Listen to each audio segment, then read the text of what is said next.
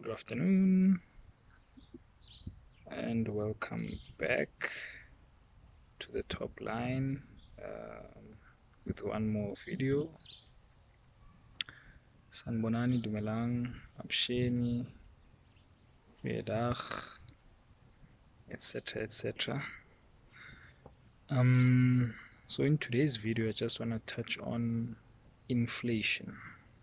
Okay, so what is inflation? So inflation in essence is basically a general increase in the price level of goods and services within a particular economy. So globally, we can see a rise in price levels across the globe for goods as well as services. And here in South Africa, we are not an exception. We suffer from that too as well. And there are some interventions here and there that do come into play in an attempt to try and slow down the rate of inflation. But whether or not those instruments are blunt instruments or actually effective instruments is yet to be seen, because the effectiveness of them would only show itself probably 2 to 3 quarters after that particular announcement. So, for example, in South Africa now, we are seeing a general increase in our fuel, our food, and our electricity mainly. And generally, what you'd find is, under normal circumstances, where inflation really comes from is when there is a huge amount of economic activity within that particular economy, to such an extent that you have more money chasing fewer goods, which drives up the prices. Okay, so that is what we call demand pull inflation. So there's a demand, but the demand is exceeding the supply, and then it pulls the prices up higher and leading to consumers paying larger prices for those goods. So that's under normal circumstances. But in this instance, we have something different, whereby the inflation that is coming through within the economy has very little to do with economic activity and more money chasing fewer goods. So, for an example, we have the situation in Ukraine together with Russia, whereby the conflict that's taking place there does affect some of the exports that Ukraine usually exports, such as wheat, for example, which is an input in many staple foods. So trading partners of the Ukraine normally suffer then from that, because now there's a shortage and they need to source that those particular goods elsewhere, which might cost a little bit more because of the markups that exist in those territories, the distance that those goods would have to then travel, the lag time, the additional transportation costs, etc., etc. So that is one element. The other element that has just come through now is the electricity price. So the electricity price currently now in South Africa is set by NERSA. So Eskom, what normally Eskom would do is approach NERSA, suggest a certain price increase, which would usually be in line with inflation, just so as to assist them in terms of covering running costs, paying down debt, as well as overheads, etc. put in a proposal. That proposal is either approved, declined, or there's a middle ground somewhere that just comes into terms. Currently now, what was approved is a close to a 19% increase in electricity.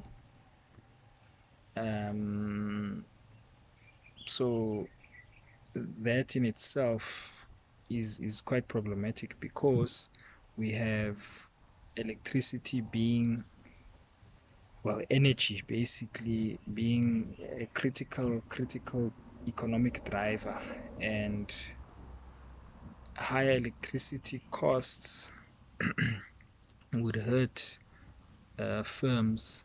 And when firms get hit with such high costs, in order for them to protect their margins, to keep jobs, and to operate profitably, they have no other choice than to pass those costs on to the consumer. Any other option would them making a loss, which will make their business, render their businesses unsustainable. Now, there's a third thing that comes into play, is also the oil price.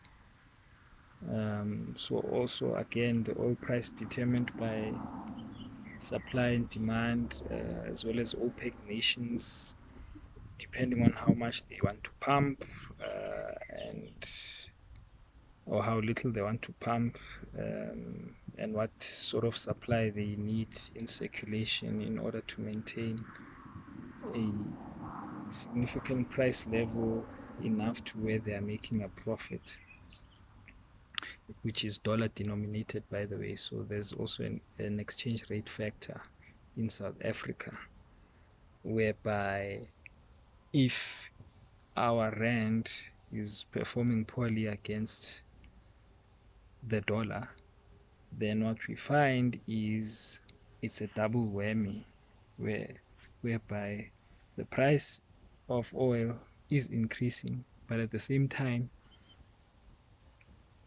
the rand dollar exchange rate, the rand is weakening against the dollar, which puts even more pressure.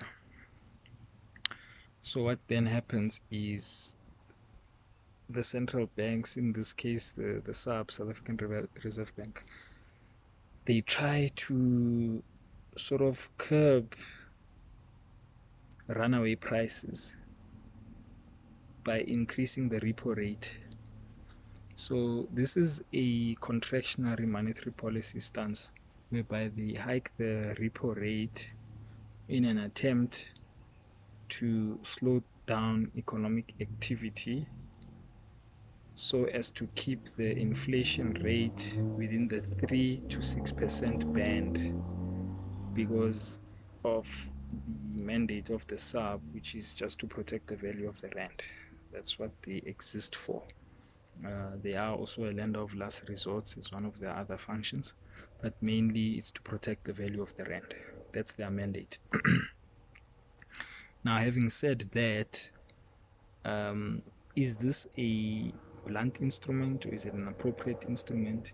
Bearing in mind the fact that it's not like these higher prices, as I've mentioned now, all these other factors have anything to do with higher demand. I mean, as it is, consumers are under pressure, so it's really quite difficult to say whether or not this will actually work. In fact, it could even lead to hurting consumers even further, because if they are unable to sort of service their debts and pay off their car loans and bonds and things like that, it leads to a shrinkage within the economy. It leads to a reducing demand. A reducing demand could then lead to layoffs or mass retrenchments and things like that, because there's fewer people with disposable income, thereby firms have fewer people to sell to, so they'll have to downsize and scale back on the supply. And if they are supplying less goods, it means they need a a lower head count. So it could come back to bite us, but it's yet to be seen. We're just hoping that um, it sort of works. But as I've mentioned now, I am of the view that possibly what is required is political reform more than anything. I mean, um, the unbundling of ESCOM to three separate companies, that is generation, transmission, and distribution. So within that generation of electricity value chain, if competition can be introduced there, whereby companies, municipalities, even households can generate their own electricity um, and pump it into the grid, the more competition there is, could be better for the consumer, because you might end up seeing prices sort of coming down because every supplier is pushing for sales. So in order to drive sales, they might lower the prices. So competition does work best for consumers. So that is the first thing. I think also the second thing is to sort of fix up the SOEs, state-owned enterprises. I mean, the volumes that went through the port of Richards Bay Coal Terminal, if I'm not mistaken, were at one of the lowest levels since 1993.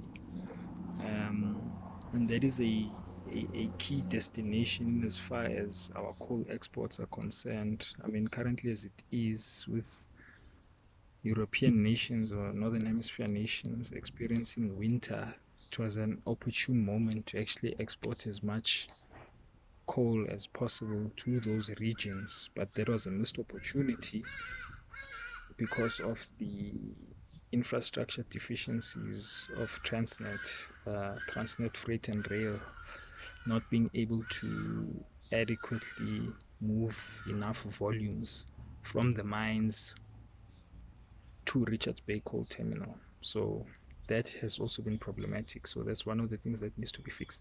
But as far as personal finance is concerned, there's just three things that I'd like to mention. One, try to live below your means, scale back on all unnecessary expenditure. Number two, try your level best to seek out additional income. It could be anything that you can think of. It could be teaching English in China. It could be marking of scripts on the weekend. It could be a second job. It could be anything really. Just making sure that you diversify your income streams so that you're not so reliant on just the one.